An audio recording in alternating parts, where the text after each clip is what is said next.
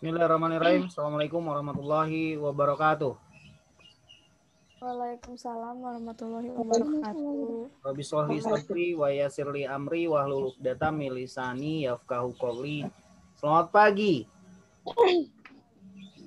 Selamat pagi dan salam bahagia saya ucapkan kepada manajemen bisnis semester 3 pagi B ya. Pada Ayu Puspita ini, kemudian Neng Ayu, Rina, Ayu Anggraini, Namira, Mutia, Dini, Farizka, Dita, Eni, Kristia, Julaiha, Dita, kemudian yang baru datang, saya ucapkan selamat datang, Selalina, Penny, Safitri, Arlinda, Melani, Hidayah. Saya pikir kuota di kelas Anda sudah memenuhi untuk saya memulai kelas. Minggu lalu saya sudah membahas mengenai apa itu etika dan kenapa kita perlu mempelajari etika. Saya akan mereviewnya terlebih dahulu.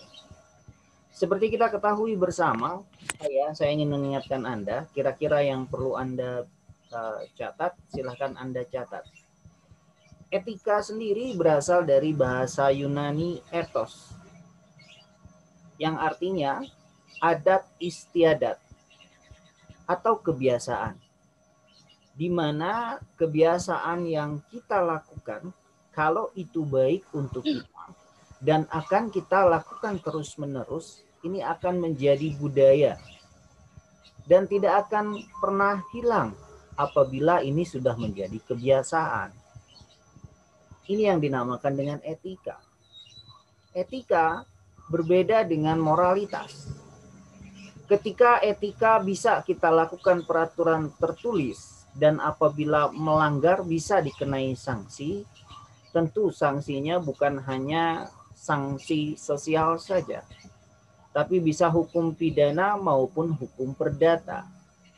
Tetapi kalau misalnya kita berbicara mengenai moralitas, sanksi hukum yang berlakunya paling sanksi yang diberikan oleh masyarakat. Berbeda dengan etika bisnis. Tempo hari saya mencontohkan, ketika kita berbicara mengenai moralitas, berarti kita berbicara mengenai kebiasaan yang sering dilakukan di masyarakat. Ketika seseorang tidak mengindahkan adat atau kebiasaan di suatu daerah, contohnya kalau di Bandung kita ngomong punten di depan umum itu hal yang wajib kita lakukan. Walaupun tidak ada sanksi hukumnya.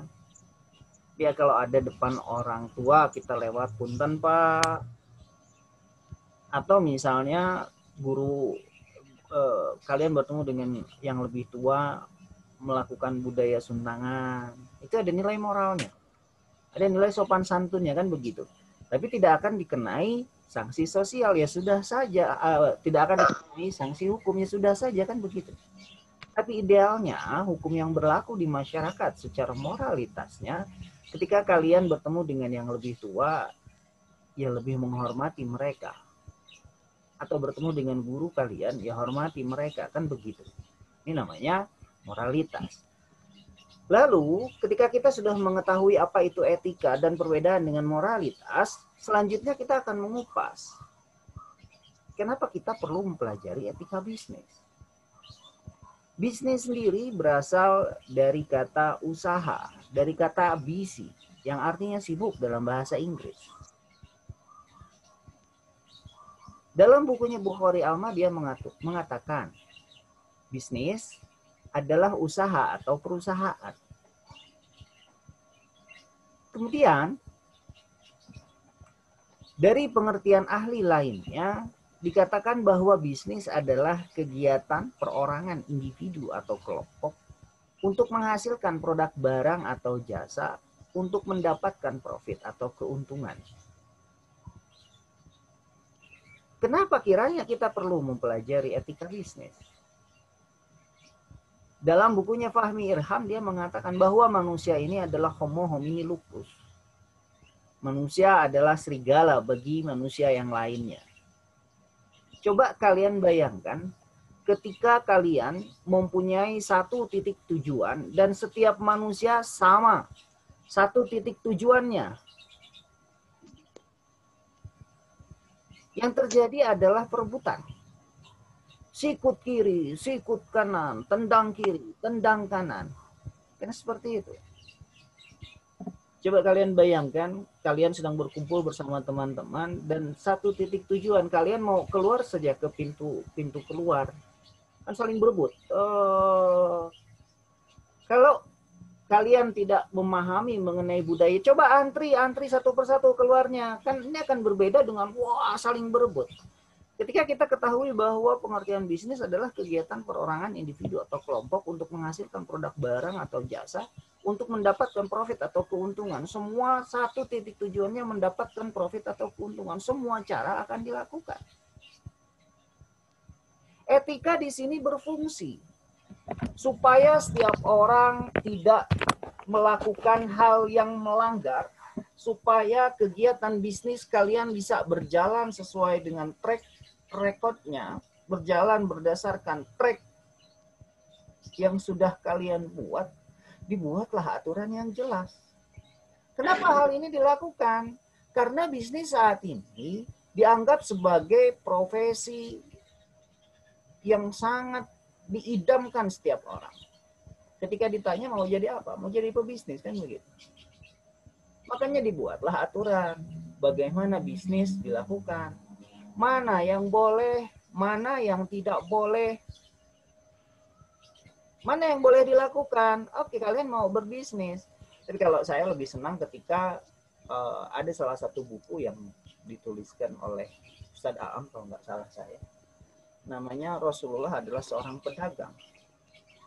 Yang mengajarkan bisnis pertama kali Rasulullah di situ. Rasulullah adalah seorang pedagang, kan begitu. Karena 9 dari 10 pintu rizki berasal dari bisnis katanya. Berasal dari perdagangan. Dan disitulah keberkahannya. Kalau dicontohkan dari agama saya ya, Rasulullah Shallallahu Alaihi Wasallam itu berdagang dengan cara yang jujur. Nah, intinya seperti itu. Bahkan pada saat orang membeli, Rasulullah mengatakan, nih, saya jual barang ini 10.000. Ini hanya modalnya saja. Kalau kamu mau beli ya silahkan kan gitu. Ini saya jual modalnya. Modalnya saja. Nah. Tapi kalau misalnya kita terapkan di saat zaman sekarang, ya saya tidak yakin juga bahwa itu akan berjalan. Ketika saya jual ini modalnya saja. Kamu mau melebihkan ke saya berapa silahkan. Ya orang mungkin, ngapain saya lebihin kalau zaman sekarang mungkin ya. Tapi kalau misalnya kita berbicara mengenai harga, ada aturan yang mengatur bahwa kurang lebih minimal 5 sampai dengan 10% kita untuk mengambil keuntungan dari harga produksi minimal. Jadi kalau misalnya harga produksi dari barangnya sudah termasuk promosi, sudah termasuk lain-lain, harganya 10.000, 10%-nya ya 10.000, 11.000 kita jual ya nggak apa-apa. Gitu. Jadi satu barang ambil untung 1.000, mudah kan begitu, mudahnya kan begitu. Minimal 10% kita ambil keuntungan, ideal dari kita berdagang itu 10 sampai dengan 15% itu boleh. Bisa kita lakukan. Nah, oleh karenanya dalam etika bisnis, kita mengenal adanya istilah etika utilitarianisme. Apa itu? Mari kita lihat ke slide. Di layar kalian sudah terlihat slide-nya ya. Kalau ada yang belum, coba lihat, barangkali slide-nya berarti tempat kalian salah. Kalian search saja ke tempat saya, di situ ada slide-nya. Dan materi hari ini sudah saya upload ke Google Classroom. Kalian boleh download. Minggu depan kita akan ada kuis. Kalian tinggal mengisi saja, nanti saya share juga di Google Classroom. Kuisnya mengenai etika bisnis, apa yang kita sudah bahas 3 minggu ke belakang. Saya akan membahas mulai dari pengertian profesi. Profesi atau disebut juga profesionalisme sangat sering kita dengar dan temukan dewasa ini. Bahkan sering tanpa memahami pengertian sebenarnya. Apa itu profesi? Kan gitu. Profesi dapat dirumuskan sebagai pekerjaan yang dilakukan sebagai nafkah hidup dengan mengandalkan keahlian dan keterampilan yang tinggi, melibatkan komitmen pribadi dan moral yang mendalam. Dengan demikian, orang profesional adalah yang melakukan suatu pekerjaan purna waktu dan hidup dari pekerjaan itu dengan mengandalkan keahlian, keterampilan yang tinggi, serta mempunyai komitmen pribadi. Kenapa penting hal ini? Saya pernah mengikuti salah satu pelatihan. Judulnya 99 detik menjadi pengusaha. Hal ini memang sulit dilakukan. Coba kalian bayangkan. Beberapa orang sulit untuk melangkah memulai bisnis. Hal ihwalnya kenapa? Satu, dia tidak bisa melangkahkan kaki untuk memulai seperti kita naik, ibarat kata, kalau bisnis itu seperti menaiki anak tangga. Ketika anak tangga yang pertama sudah kita tapaki, nanti akan memudahkan kita menapaki anak tangga yang kedua, yang ketiga, yang keempat, yang kelima, dan seterusnya. Satu hal yang kita perlukan di situ, komitmen dalam diri. Komit dalam hati dan dalam diri kita, saya akan mulai. Gitu. Dalam pelatihan yang pernah saya ikuti, ada satu yang dia ajarkan, saya tidak lupa. Kalau kita mau memulai bisnis, buatlah komitmen awal dengan diri pribadi. Jadi tuliskan dalam kertas, saya, nama Indra Dermawan. Kalau pakai gelar, Sarjana Sosial Magister Administrasi Bisnis, SOS MAB. Berjanji mulai detik ini, mulai saat ini akan memulai bisnis. Bisnisnya detail, apapun itu. Akan memulai bisnis menjual bed cover. Apabila saya melanggar janji saya sendiri, saya berhak menerima hukuman. Nah, dalam pelatihan itu, kita diajarkan untuk membuat komitmen seperti itu. Setelah kita komit pada diri, oke, saya adalah orang bisnis, saya akan berbisnis. Apapun yang terjadi, saya tidak akan mundur. Pantrang mundur, najan awak lebur. Ada yang tahu peribahasa itu? Mual ngejat, najan awak lebur. Jangan sampai kita mundur ketika kita sudah buat komitmen. Jangan kita mundur sekalipun. Itu namanya profesional. Tapi dengan tanggung jawab pribadi bahwa saya siap. Gitu. Apapun yang terjadi, saya akan melangkah. Anak tangga yang pertama sudah saya tapaki. Saya akan menapaki anak tangga yang selanjutnya, yang kedua, yang ketiga, yang keempat, yang kelima. Najan awak lebur. Mual ingkah, mual mundur. Kan gitu. Kalau kata orang Sunda, saya tidak akan mundur. Walaupun badan hancur, saya akan tetap maju. Itu namanya komitmen. Sebuah profesi bisnis membutuhkan hal itu. Dan itu tidak mudah. Karena apa? Bob Sadino pernah mengatakan seperti itu. Jadilah orang goblok, kata Bob Sadino. Kenapa? Karena orang goblok, ketika dia mau memulai, dia langsung melangkah terlebih dahulu. Walaupun di depan nanti ada lubang terperosok, ya sudah terperosok saja. Beda dengan orang pintar. Orang pintar, dia akan berpikir dulu. Mikir deh, tuntung nama tengah ngalengkah. Akhirnya dia tidak akan melangkah. Makanya Bob Sadino jadilah orang goblok. Ketika dia mewisuda mahasiswanya, coba parkirkan gerobak bakso yang kamu miliki, kamu boleh wisuda, kan begitu. Itu buku yang pernah saya baca. Kak. Itu cara bisnis, ya. Itu cara bisnisnya Bob Sadino.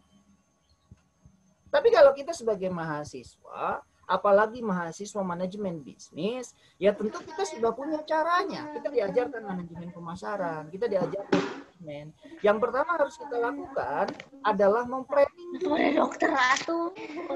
Direncanakan dulu mau bisnis apa. Kan gitu. Supaya bisnis kita matang. Kemudian setelah itu, bagaimana cara tetanggamu kita siapkan produknya. Dan bagaimana pengaruhnya terhadap kita siapkan harganya. dan budaya Kita masyarakat siapkan Indonesia. bagaimana cara promosinya. Kita siapkan juga bagaimana orang melayani ketika dia datang ketika kita berbisnis. Bagaimana prosesnya. Bagaimana tempatnya. Kan begitu. Karena kita orang bisnis, beda dengan, nah kalau yang saya terangkan tadi, orang yang langsung jalan itu mereka tidak punya keahlian sama sekali. Ketika kita profesional, kalian pernah bertemu dengan orang pintar, orang teknik yang sangat pintar, itu berada di tunjuknya orang bisnis.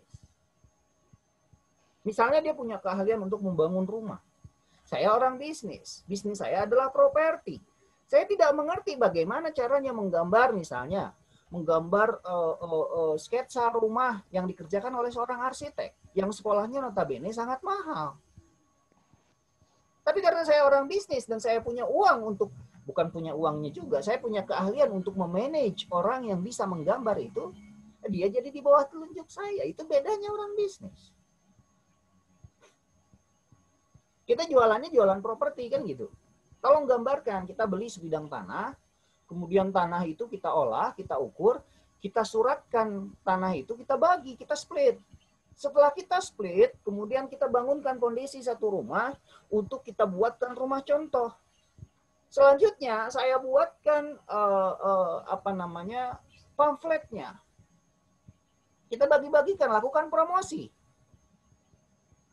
Yang tadinya harga tanah itu cuma 500 juta, setelah kita bikinkan rumah, satu petak tanah itu 500 juta. Berpuluh-puluh kali lipat harganya, kan begitu.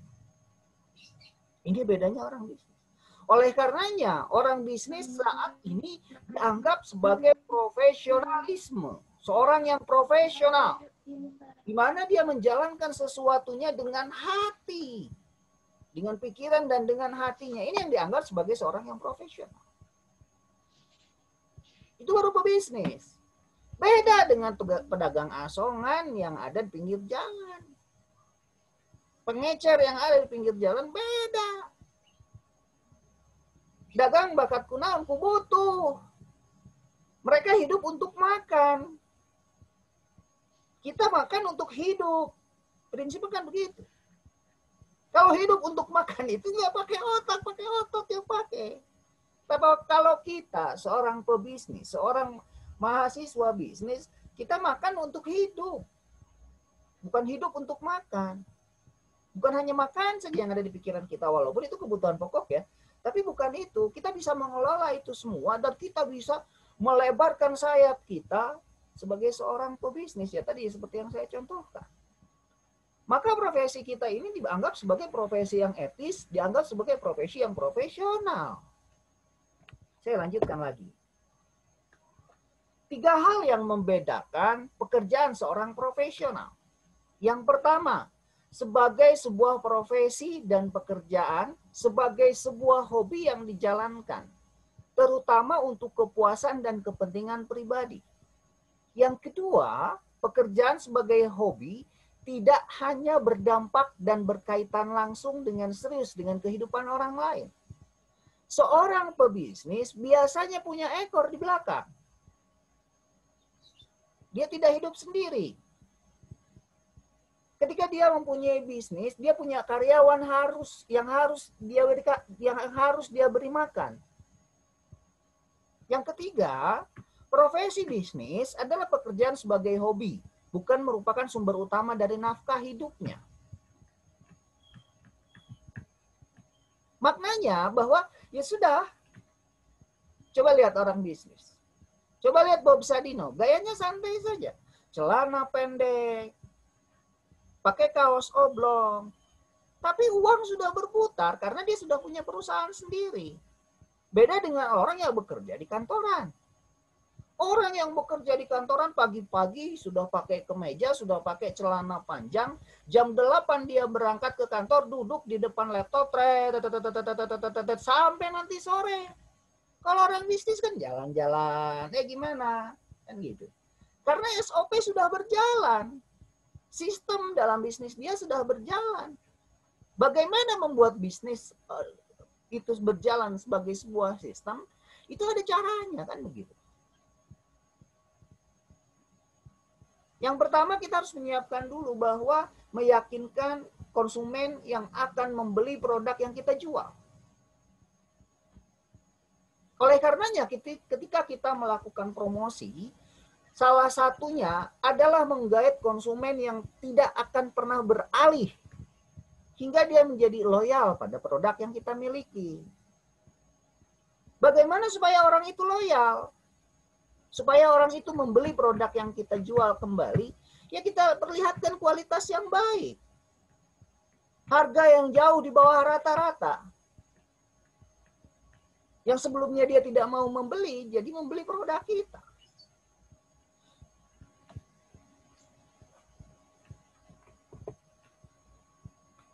Profesi bisnis disebut juga profesi luhur karena menekankan pengabdian atau pelayanan kepada masyarakat umum. Melebihi hal lainnya. Jadi profesi ini muncul karena adanya rasa untuk mengabdi kepada masyarakat. Contohnya seperti profesi dokter, penasehat hukum, pengacara, hakim, jaksa, dan lain-lain. Lalu kita siapanya? Ownernya. Dokter yang punya klinik siapa? Saya, Nurma Idah misalnya.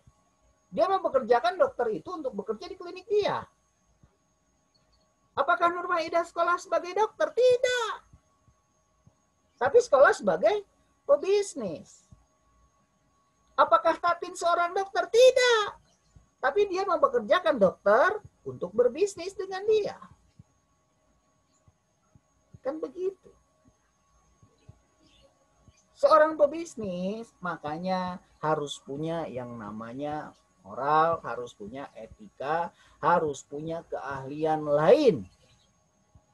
Paham mengenai hal-hal tersebut. Ini yang menyebabkan bahwa bisnis kita akan berjalan, kan begitu. Berdasarkan ciri-cirinya, biasanya profesi bisnis selalu mengandalkan adanya keahlian dan keterampilan khusus yang dimiliki oleh sekelompok orang yang profesional untuk bisa menjalankan pekerjaannya dengan baik. Keahlian dan keterampilan khusus ini umumnya dimiliki dengan kadar lingkup dan tingkat yang melebihi keahlian dan keterampilan dimiliki berkat pendidikan, pelatihan, dan pengalaman yang diperolehnya selama bertahun-tahun. Ed Hall mengatakan, kalau kita mau memulai bisnis, yang harus kita lakukan pertama kali adalah tinggal seumur hidup di tempat kita akan memulai bisnis. Apa halnya supaya kita mengetahui karakteristik calon konsumen kita? Itu yang pertama. Yang kedua, lakukan pelatihan atau training mengenai bisnis yang akan kita mulai. Jadi sebelum mulai bisnis itu training dulu, latihan dulu. Bagaimana kita memulai bisnis itu? Bagaimana kita menyiapkan harga yang pas untuk produk yang akan kita jual? Bagaimana kita cara mempromosikan produk yang kita punya? Bagaimana cara kita melibatkan profesional lain untuk masuk ke dalam bisnis kita? Makanya seorang pebisnis bisa mempekerjakan seorang dokter. Seorang pebisnis bisa mempekerjakan seorang ahli hukum. Seorang pebisnis bisa mempekerjakan ahli teknik. Ini yang saya katakan tadi. Ketika kita menjadi agen properti, kita bisa kita jadi seorang developer. Kita tidak tahu caranya menggambar. Tapi kita bisa menggait seorang profesional arsitek yang bisa menggambarkan untuk perumahan kita, kan begitu. Setelah kita punya tanah yang begitu luas, suruh arsitek itu menggambar, tolong gambarkan. Setelah itu kita split tanahnya, kan gitu. Berapa hektar tanah kita punya, kita splitkan, kita jual-jual lagi pada orang lain. Kita yang menggambar tidak, tapi kita yang mempekerjakan orang itu. Oke, saya lanjutkan lagi. Tetapi ada juga profesi seorang pebisnis yang tidak punya etika bisnis. Salah satunya seperti ini. Dia bertindak sebagai seorang pebisnis di mana bukan pebisnis, sebagai dukun yang dianggap sebagai profesi etis. Tapi dia tidak punya etika. Akhirnya jadi sebuah klinik yang berbuntut maut. Ini salah satu berita yang saya dapatkan. Untuk membahas lebih lanjut, saya akan mencoba menghubungi Pak Mukhtar Zudi, epidemiolog dari UNY di Yogyakarta. Selamat siang, Pak Mukhtar. Selamat siang, Mbak Lydia. Iya, Pak Mukhtar, tadi kalau kita melihat respon para netizen, kok masih banyak ya masyarakat Indonesia dan bukan hanya satu begitu. Ini sebuah penipuan yang berkedok klinik, yang berkedok spiritual, seperti itu masih marak di Indonesia, betul? Ya,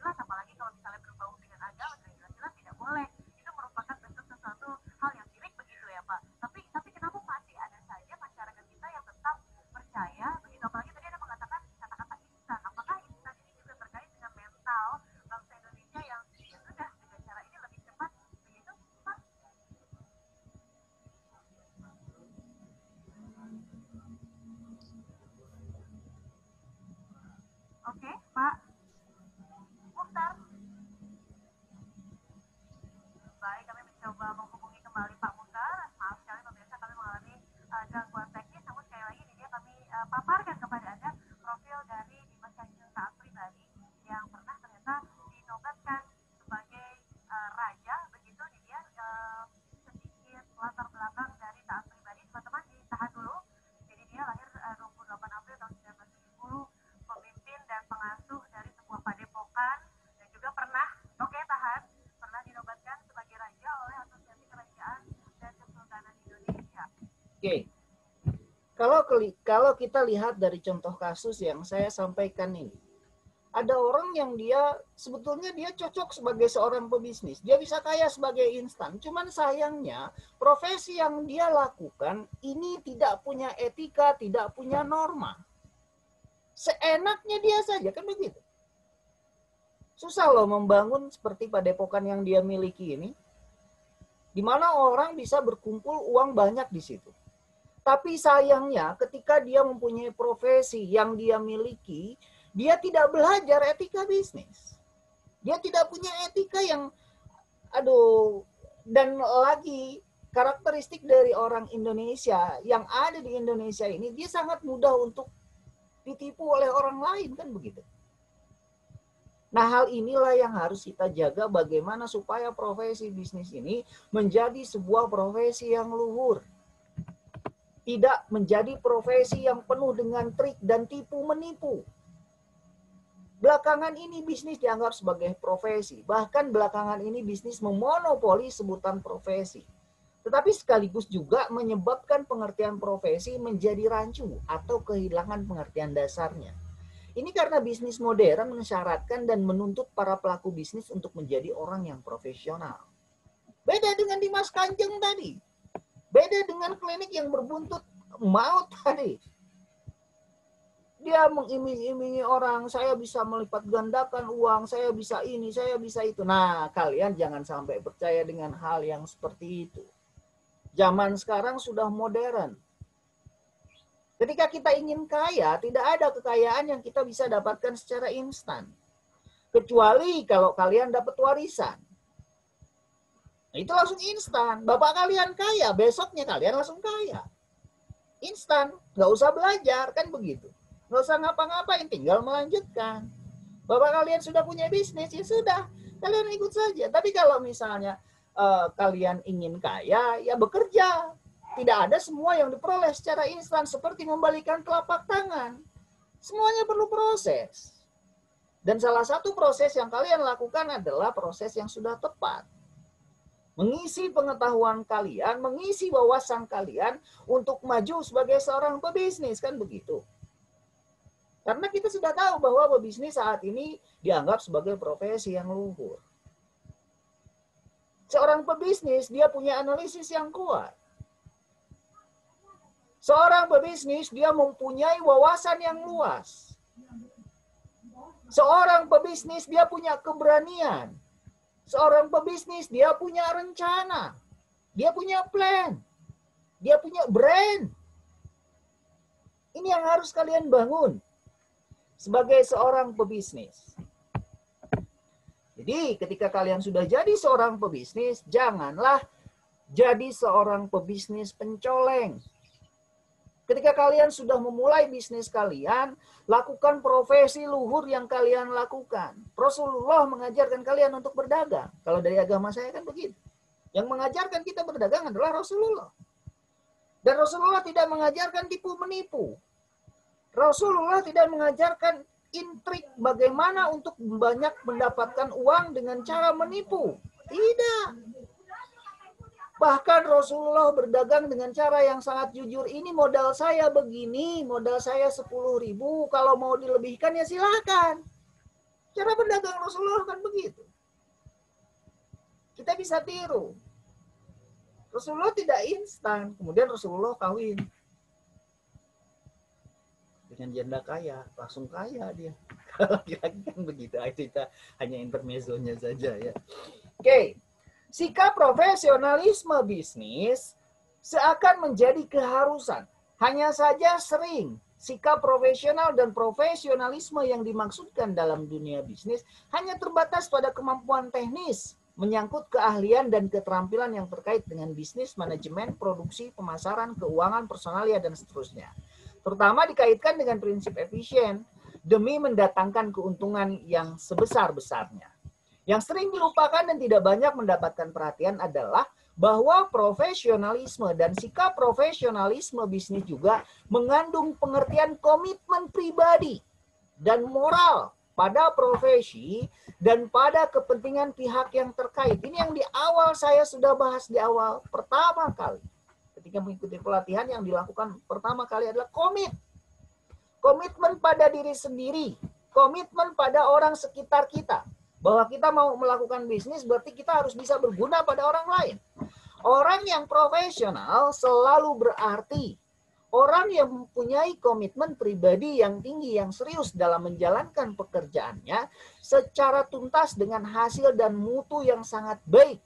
Karena komitmen dan tanggung jawab moral pribadi.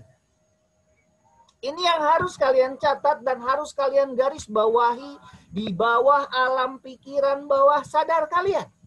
Komitmen bahwa saya akan memulai bisnis. Ketika saya memulai bisnis, lakukan dengan profesional. Sesuai dengan lajur yang sudah kalian buat. Sesuai dengan track yang sudah kalian buat. Tidak miring ke kanan, tidak miring ke kiri. Dan satu lagi, seorang pebisnis yang punya komitmen yang tinggi, dia punya kejujuran. Dia harus bisa jujur. Jujur pada diri sendiri, jujur pada orang lain, dan bisa bermanfaat untuk orang sekitar. Oke, saya akan break dulu. Akan kita masuk ke sesi yang kedua, atau kalian tinggal download materinya saja. Ini saya serahkan lagi pada kalian. Mau saya lanjutkan lagi karena materinya masih ada sedikit lagi, atau kalian download saja materinya, baca. Boleh dibuka mic-nya? Nina, gimana? Qurratul Ain? Lanjut, Pak. Lanjut saja. Kita akan tutup dulu, nanti saya share lagi link yang kedua. Mudah-mudahan bisa berhasil. Terima kasih. Wabillahi taufiq wal hidayah. Assalamualaikum warahmatullahi wabarakatuh. Waalaikumsalam warahmatullahi wabarakatuh. Wabarakatuh.